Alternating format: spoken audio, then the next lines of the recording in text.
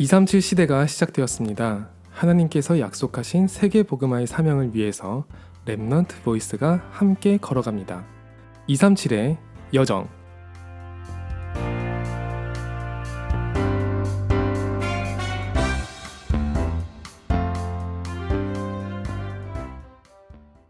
코노 방금이야 고라노 스폰서の提供でお送りします。일본 관련 얘기 나올 때 이 대사를 꼭 한번 쳐보고 싶었는데 우리 방송은 아주 안타깝게도 아직은 스폰서가 없습니다. 하지만 여러분은 지금 세상의 왁구를 바꾸는 작은 소리 렘넌트 보이스와 함께하고 있습니다. 저희가 오늘은 일본 전도 집회를 앞두고 이 237의 여정을 일본으로 준비했어요. 일본 전도 집회가 10월 1일부터 2일까지 오사카에 있는 아베노 구민센터에서 열린다고 하네요. 이 일본 전도 집회를 두고 기도를 해주시기 바랍니다. 일본의 흑암이 완전히 결박되고 일본에 있는 전도자들이 힘을 얻는 시간이 되기를 기도합니다. 저희가 그 237의 여정 그 개요에서는 일본 기독교 비율이 2.3%라고 그렇게 나왔잖아요. 대단히 적은 비율이에요. 그런데 그 중에서도 오직 복음만 붙잡는 사람들은 정말 극소수일 것 같아요. 일본에 계신 그 전도자들이 너무 귀한 것 같아요. 그 마침 제가 이 방송을 준비하는데 일본에 계신 MK가 포럼하는 걸 이제 두기고 모임을 통해서 들은 적이 있거든요. 이분은 이제 한류 문화를 일본에 좀 이렇게 중개해 준다고 해야 되나? 이렇게 소개해 주는 그런 역할을 하는 그런 이제 매니지먼트를 하는 분인데 그냥 그러니까 여러 되게 좋은 얘기를 많이 해주셨는데 그 중에서도 저한테 특히 와닿았던 거는 이 한류라는 것이 대학을 여는 문이 될 수 있다는 거였어요.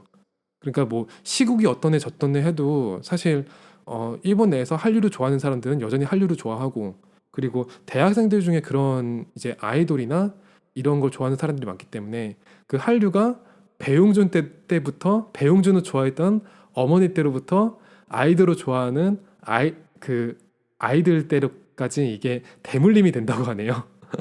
그래서 이 대학을 여는 문이 될 수 있기 때문에 그걸 두고 좀 본격적으로 전략을 준비하고 이렇게 기도를 한다. 그렇게 이야기를 하더라고요. 그래서 이 선진국에서는 대학 사역이 가지는 중요성이 특히나 중요하거든요. 대학이 사상을 지배하는데 그 사상을 뚫고 복음이 들어가기가 되게 힘들어요. 그래서 그런 부분에 대해서 상당히 의미가 있는 그런 사역이라고 생각한다. 저는 그렇게 생각을 했어요. 왜냐면요, 3단체도 다른 걸 노리지 않거든요. 여기서 3단체라고 하는 거는 어, 그 예수가 오직 그리스도라는 것에 대해서 반발하고 그리고 인본주의적 가치에 따라 가지고 세상에 솔직히 많은 영향을 주고 있는 그런 뉴에이지나 프리메이슨이나 유대인 같은 단체들을 이야기하는 거예요. 이 단체들이 뭐 좋다 나쁘다를 얘기하는 게 아니라 우리가 세계 선교를 하고 복음을 전하는 과정에서 반드시 맞닥뜨리게 되기 때문에 이야기를 하는 거예요. 이 3단체의 경우에는 대학을 장악하거든요. 그러니까 대학에 솔직히 영향을 정말 많이 주거든요. 대학에 가보면은 정말 이분들이 만들어 놓은 매력적인 문화가 정말로 많은 부분을 사로잡고 있는 것 같아요. 그리고 그 인재들을 통해서 후대들을 계속 장악해 나가거든요. 오늘 일본에 대해서 할 얘기도 사실 여기에 연관이 돼 있기 때문에 제가 서론을 이렇게 시작을 했어요. 한국인의 입장에서 일본에 대해서 이야기를 한다? 사실은 조금 어려울 수 있어요. 왜냐면은 저는 한국인이기 때문에 일본에 대해서 어릴 때부터 들어왔던 이야기들이 있고 각인되어 있는 게 있기 때문에 사실 저만 해도 뭐 축구에서 한일전 한다? 그러면은 얄짤 없거든요. 죽었다 깨어나도 이건 이겨야지. 그런 한국인으로서의 감정이 어느 정도 있는 거는 사실은 어쩔 수가 없어요. 그래서 그런 관계에 대한 이야기를 하면은 너무 걸리는 부분도 많고 그리고 솔직히 객관적이지가 않을 것 같아요. 그래서 오늘은 이 일본이란 나라의 여러 부분을 얘기할 수 있겠지만 그걸 얘기하면은 정말 3박 4일 걸려도 이건 다 얘기를 못 하고요. 어쩌면은 일본에 대해서 잘 안다는 사람들도 모를 수 있는 이야기. 그리고 어쩌면 정말로 일본인들조차 잘 모를 수도 있는 이야기. 그 이야기를 하고자 해요. 3단체에 관련된 이야기예요. 일본이란 나라의 이 3단체가 어떻게 관련이 돼 있는지 그 이야기를 조금 중점적으로 해보려고 해요. 이거는 무슨 해묵은 음모론 그런 거 얘기하자고 하는 건 절대 아니에요. 무슨 뭐 삼각형에 눈 달려 있으면은 뭐 일루미나티라더니 뭐 삼각자에 콤파스 쓰면은 뭐 프리메이슨이라더니 막 이 사람들이 뭐 세계 뭐 은행을 장악해가지고 막 어떻게 뭐 막 세계 정부를 구성하고 뭐 이게 그러니까 어느 정도는 뭐 맞는 얘기도 있을 수 있지만은 그러니까 그걸로 이제 빠져들기 시작하면은 아닌 얘기들도 막 나오거든요. 그러면은 나중에 돼가지고 정말 객관적인 자료를 접하기가 힘들어질 수 있기 때문에 그냥 오늘 제가 하고 싶은 얘기는 프리메이슨 본인들도 얘기하고 그리고 우리가 복음적인 관점으로 봤을 때도 통하는 부분들만 이야기를 하고 싶어요. 오늘 제가 이야기하는 그 내용의 대부분의 근거는 정말로 그 일본 프리메이슨 지부의 그냥 공식 소개 내용 그거를 소개하려고 하고요. 그리고 또 일본에 있는 유대인들에 관련된 정보들을 직접 소개하려고 해요. 이거는 뭐 본인들이 직접 좋은 일이라고 소개했기 때문에 뭐 음모론에 해당되진 당연히 아닐 거고요. 실제로 이분들이 좋은 일을 하기도 해요. 인간적으로는요. 그런데 그냥 이분들 본인들도 인정하고 저희들도 인정할 수밖에 없는 사실은 한 가지 있어요. 그리스도 중심은 아니라는 거예요, 그게. 그러니까 이 사람들이 생각하기에 그리스도, 기독교라는 게 세상의 답은 아니라는 거예요. 그렇기 때문에 이 사람들은 철저하게 인본주의적인 미학을 추구하고요. 그리고 본인들 나름대로의 영적 체험이 존재한다는 것도 사실인 거예요. 그래서 뭐 프리메이슨이나 이런 단체들이 뭐 반기독교적이네 이렇게 얘기하면은 바로 반격을 당하는 게 그 사람들이 얘기하는 게 본인들 멤버 안에도 기독교인이 존재한다는 거예요. 그런데 한 가지 확실한 거는 오직 그리스도로 결론이 나고 답이 나오면은 다른 영적 체험이나 다른 인본주의적인 가치를 사실 숭상할 필요가 많이 없어지거든요. 그러니까 아예 없어지죠. 그러니까 그리스도로 답이 났기 때문에 사람이 더 특별하고 특별한 관계를 가질 이유가 사실은 없어져요. 그런 의미에서는 사실 저희들도 할 얘기가 있는 거죠. 분명히 창세기 3장에서 사탄이 이 하와를 공략할 때 썼던 방법은 너가 특별하다는 거였거든요. 너가 하나님처럼 될 수 있다는 거였거든요. 그리고 그게 이번 지금 우리가 사는 세대에도 여러 형태로 반복된다면은 복음을 가진 입장에서는 그 부분에 대해서 기도하고 그런 것을 주장하는 어떤 형태가 존재한다면은 하나님이 이 시대에는 어떻게 역사하실까 그런 걸 두고 기도하는 게 맞지 않을까 싶어요. 3단체가 잘못된 일을 하고 있기 때문에 이 사람들이 멸망당해야 된다 그런 게 아니라 이 3단체가 복음 아닌 다른 것으로 많은 사람들한테 영향력을 미치고 있고 그것이 선한 것이든 아닌 것이든 떠나서 복음이 아니기 때문에 복음 가진 사람 입장에서 이걸 올바르게 해석하고 세상을 살릴 준비, 3단체를 살릴 준비를 해야 된다. 저는 그거를 주장하고 싶은 거예요. 그런 의미에서 오늘 저희가 가볼 일본이란 나라는요. 이 아시아에서 3단체의 전초 기지라고 보면 돼요. 그 일본의 인재들을 장악한 후에 경제 문화를 차례차례 장악해 나갔다라고 봐도 될 정도입니다. 일본이랑 이 3단체가 무슨 상관이냐라고 할 수 있는데요.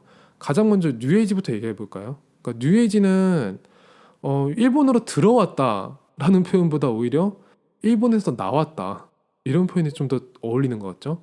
그리고 프리메이슨이나 유대인 무슨 상관이 있냐고 하는데 그거를 제가 좀 이야기를 해보고자 합니다. 상관이 있는 정도가 아니라 상당히 깊게 있어요. 일본에 처음 그 들어온 서양 문명이 1543년도에 포르투갈인들이 일본에 불시착을 해요. 그런데 그 이전에도 일본이란 나라에 접근하려는 특히 포르투갈 선교사들의 그런 도전은 항상 있어 왔어요. 이 시대가 대항해 시대고 그리고 막 아메리카 대륙을 발견하고 막 희망봉 넘어서고 이런 시대거든요. 유럽 입장에서의 대항해 시대인데 특히 포르투갈의 선교사들 입장에서는 일본이란 나라가 대단히 환상과 로망의 땅이었어요. 왜 그랬을까요? 이게 근거는 성경을 보면 돼요. 땅끝까지 가가지고 복음을 전하라고 했잖아요. 포르투갈은 자기들이 이미 유럽의 땅끝에 있기 때문에 유럽 쪽에는 사실 땅끝이 없어요. 포르투갈 입장에서 보면은. 그리고 아메리카 대륙은 아직은 계속 개척 중이고 정보가 많이 없어요. 본인들 입장에서 봤을 때. 그런데 일본이란 나라는 현재 본인들이 가지고 있는 지리 정보를 봤을 때 땅끝이거든요. 포르투갈 입장에서 봤을 때는 완전히 반대쪽 땅끝으로 가면은 일본이 나와요.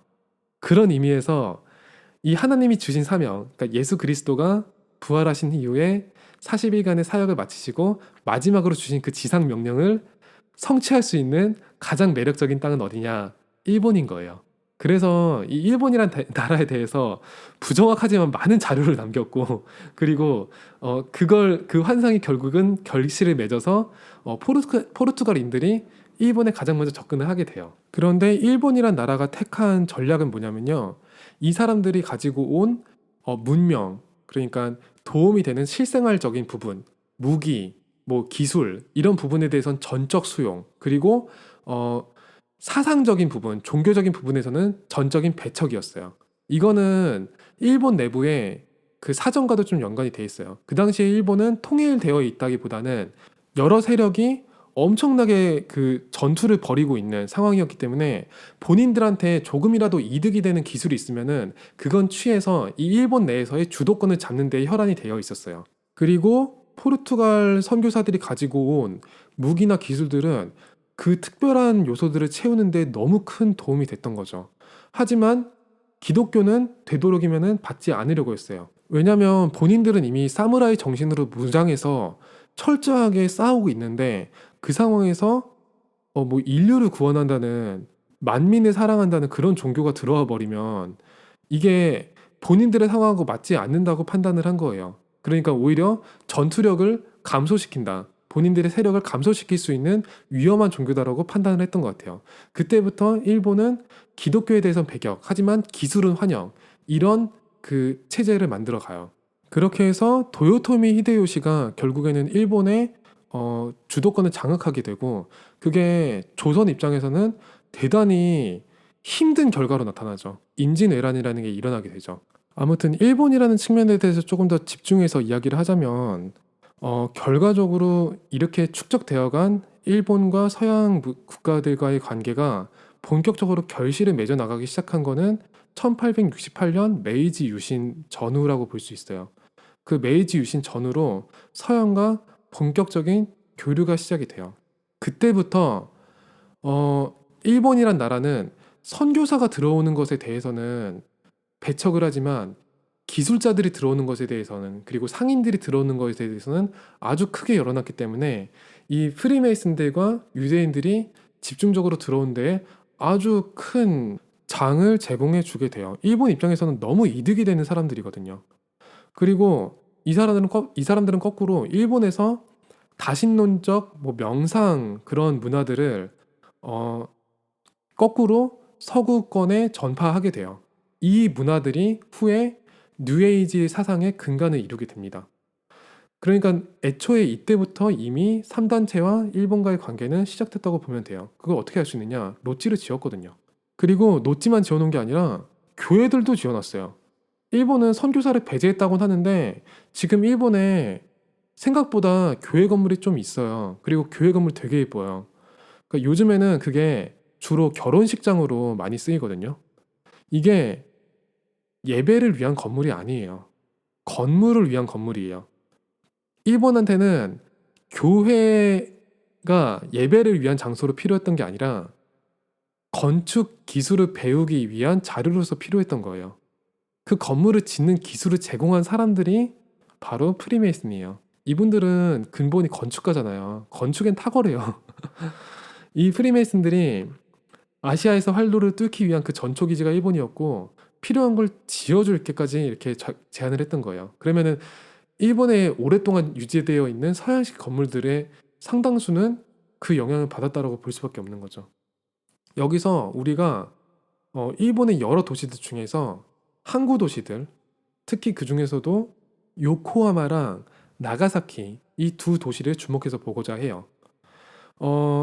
요코하마는 일본에서 가장 최초로 프리메이슨 로지가 설립된 곳이고 프리메이슨 역사에서 보기에도 상당한 의미가 있는 도시라고 해요. 메이지 유신 직전, 그러니까 1862년도에 미국인들이 나가사키의 첫 번째 로지인 스핑크스 로지를 설립해요. 그 이후에 이게 요코하마 로지라고 이렇게 이름이 바뀌고 정식 그 로지로 인정을 받으면서 일본인들이 주축이 돼요. 일본의 엘리트들이 주축이 되기 시작해요. 그러면서 요코하마가 프리메이슨 중심지로 발전하기 시작해요. 두 번째 도시는 나가사키예요. 나가사키에는 지금도 많은 관광객들이 찾는 곳 중에서 글로버 가든이라는 곳이 있어요. 그 안에 관광 가이드북에 보면은 프리메이슨의 집회장이었던 곳이 있다고 해요. 토머스 글로버 본인이 이분이 프리메이슨이었는지는 조금 뭐 논란의 여지가 있다고 해요. 증거가 없다고 해요. 그런데 이 사람이 최소한 영국 본국에 있는 프리메이슨들과 깊은 관계가 있었다는 사실은 부정할 수 없을 것 같아요. 왜냐하면 이분이 한 일이 뭐냐면요. 일본의 근대화에 정말 큰 영향을 끼치고 일본 입장에서는 대단히 은인인 분이에요. 이분은. 일본의 유능한 인재들이 영국으로 유학을 다녀올 수 있게 하는데 제일 큰 공을 세웠고 연결을 해줬고요. 그리고 결과적으로는 일본의 철강업 그리고 양조업, 그러니까 맥주 양조업 이거를 일으키는 데 가장 큰 공헌을 했거든요. 일본의 잠재력이 철강과 맥주에 있다 이렇게 봤어요. 이때 영국으로 유학을 간 인재 중에서 대표적인 인물이 한국인들 입장에서는 치가 떨리는 그 이름 이토 히로부미고요. 그리고 일본의 철강업 이때 만들어진 그 일본의 철강업 근간이 지금은 미쓰비시가 돼 있고요. 그리고 이때 만들어진 맥주 양조업이 지금은 기린이 되어 있어요. 그러니까 지금까지도 그 영향력이 이어지고 있는 그런 경우죠. 이때 영국 유학을 이토 히로부미나 이런 사람들이 어떻게 다녀왔느냐. 영국에 있는 프리메이슨들을 통해서 다녀오게 돼요. 그래서 실제로 이 사람들이 영국에 있는 로지들을 방문한 기록이 남아 있어요. 이 영국 유학을 다녀온 인재들이 대부분 영국을 본받아서 이상한 사상도 같이 들고 오게 돼요. 영국도 섬나라인데 전 세계에 영향을 미치지 않았냐. 일본도 할 수 있다. 그래서 일본의 대륙 진출을 적극 주장하기도 해요. 아무튼 그 이후에 일본 각지에 로지가 세워지게 되고요. 그리고 이 일본 로지들이 한국의 로지 설립에도 영향을 줘요. 한국의 이제 한양에, 그러니까 지금 서울 한양에 로지가 설립된 거는 1906년도인데 바로 이번에 집회가 열린 장소인 오사카에 있는 로지가 한양의 로지 설립을 적극적으로 후원하게 됩니다. 이 로지의 역사가 어떻게 됐냐면요. 그러니까 1923년도에 잠깐 위기를 맞아요. 그러니까 관동 대진이 일어나면서 노지들도 대부분 건물을 잃게 돼요. 그런데 이때 일본에서 지금도 프리메이슨들 사이에서는 일본에서 가장 위대한 인물이다라고 칭송을 받는 미야가와 키요시라는 인물이 등장을 합니다. 이분의 활약으로 빠르게 운영 능력을 회복하게 돼요.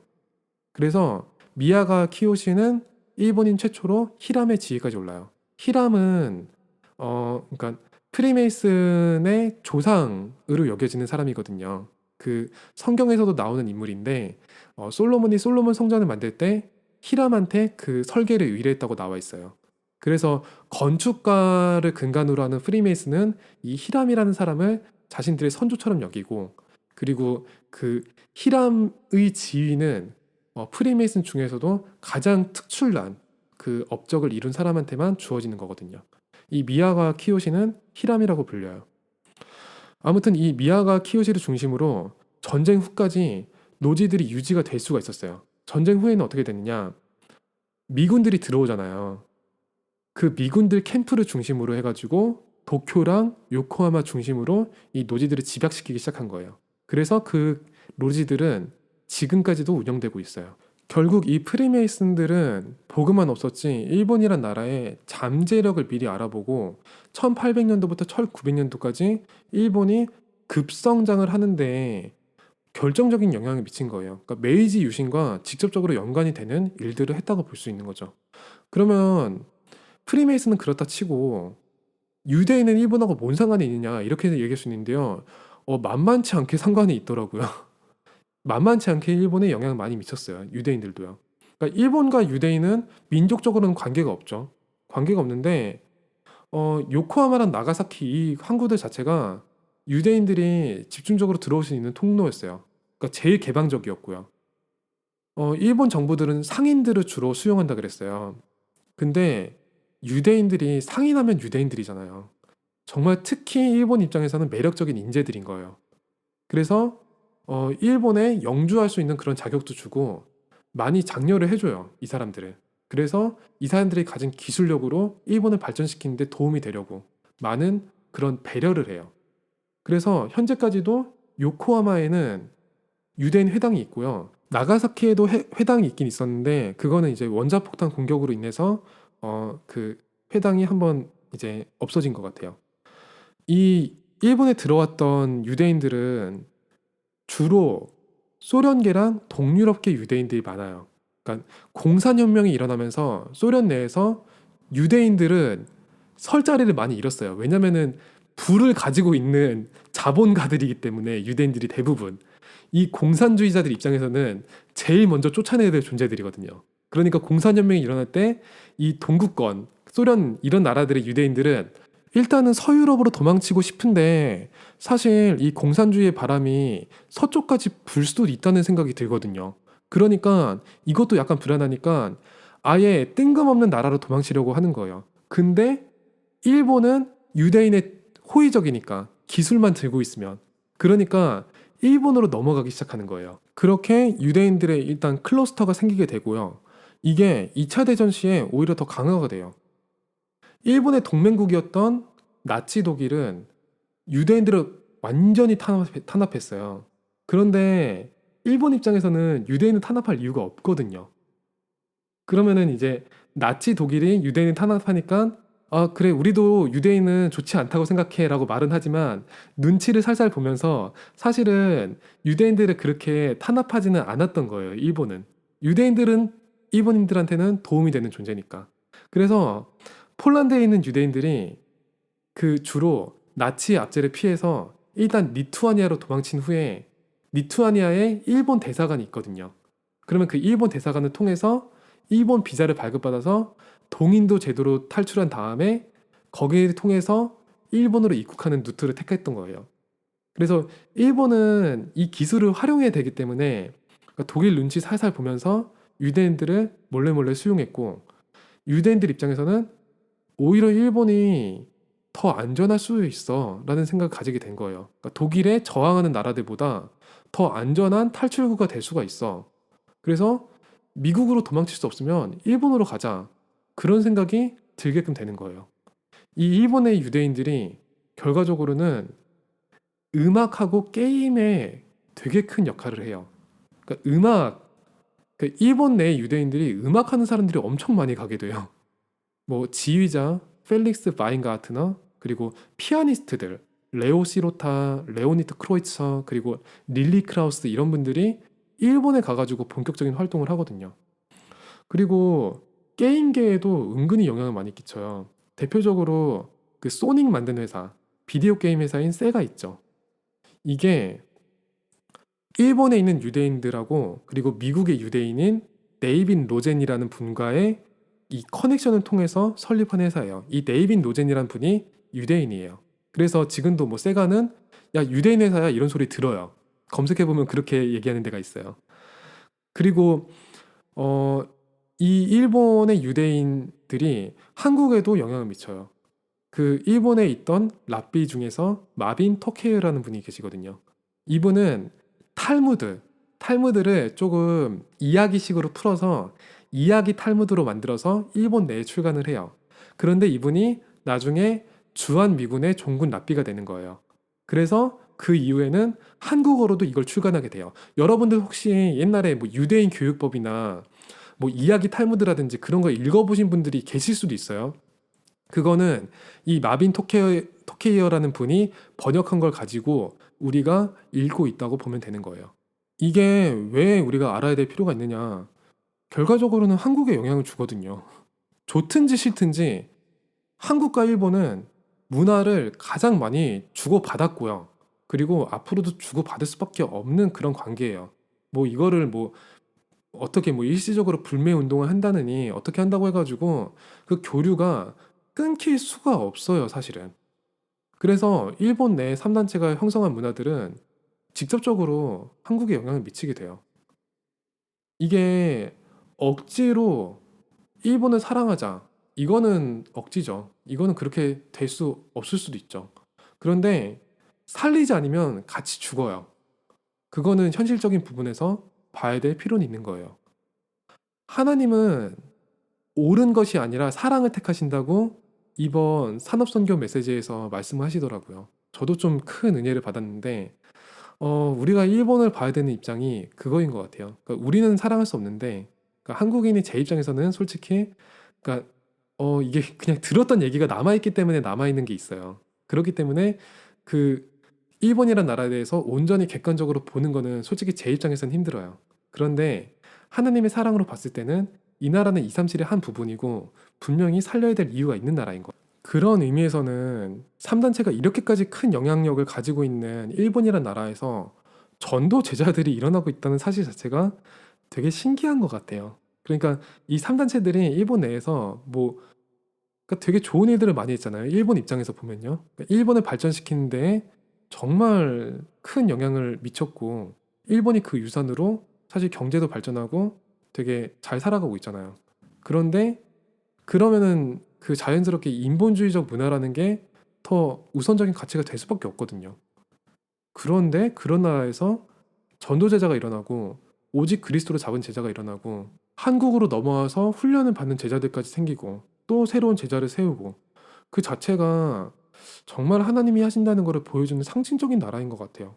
그래서 이번 일본 전도 집회를 위해서는 이 전도 제자들이 정말 일본에 있는 그 어떤 단체들보다 힘을 얻을 수 있게끔 하나님이 주시는 힘을 얻어서 정말 3단체를 넘어서고 일본의 복음 문화, 이 복음이 진짜로 일본의 답이 된다. 이 사실을 전달해 줄 수 있게끔 그거를 우리가 함께 두고 기도하면 어떨까 싶어요. 일본이란 나라는 사실 좀 공부해 보면은 재미있는 면이 되게 많은 나라예요. 그래서 한번 알아볼 필요는 있어요, 이 나라는. 그런데 그거를 지금 이 시간에 다 얘기할 수는 없고요. 오늘은 이 일본 내에 들어간 3단체의 영향력, 그리고 지금 일본 전도 집회에 계신 참석하게 되는 전도자들이 가진 가치, 그거에 좀 집중해 보고 기도를 해보면 어떨까 싶어요. 나중에 더 좀 이야기해 볼 기회가 있으면 좋겠네요. 그러면 오늘의 237의 여정은 시간 관계상 여기서 마치도록 하겠습니다.